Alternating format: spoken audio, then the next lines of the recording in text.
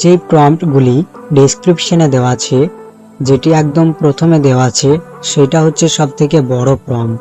এখানে সবকিছুর ডিটেলস দেওয়া আছে, ঠিক আছে। আর এখানে এই প্রম্পটটা দেওয়ার পরে অরিজিনাল ফটোটা আপলোড করতে হবে, তারপরে রেজাল্টগুলো আসবে। প্রথম প্রম্পটের রেজাল্ট এইটা, তারপরে দ্বিতীয় প্রম্পটটি দেবে, দ্বিতীয় প্রম্পটটি দেওয়ার পরে দ্বিতীয় রেজাল্ট এটা আসবে।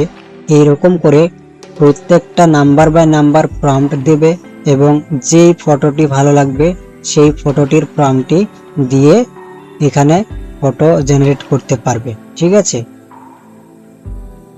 আরো একটি যেটা বলতে চাইছি, একদম লাস্টের দিকে একটি প্রম্পট আছে যেটা 12 নাম্বার প্রম্পট, সেটি কিন্তু খুবই সুন্দর। আমি সেটা ফার্স্টে দেখিয়ে দিই। এই যে এই প্রম্পট, এই ফটোটি, ফটোর কোয়ালিটিও খুব সুন্দর, পোজটাও ইউনিক। এই যে ফটোগুলি দেখছো, প্রত্যেকটা ফটোর জন্য আলাদা আলাদা কিন্তু প্রম্পট আছে। একটা বিষয় খেয়াল রাখতে হবে, প্রথমকার যে বড় প্রম্পট সেটা কিন্তু প্রথমে দিতে হবে, না হলে কিন্তু এই ফটোর ডিটেলস বা সবকিছু এরকম ভাবে আসবে না, চেঞ্জ হয়ে যেতে পারে। সেই জন্য বড় প্রম্পটটি আগে ব্যবহার করবে, তারপরে ছোট ছোট প্রম্পটগুলি দিয়ে ফটো জেনারেট করতে পারবে।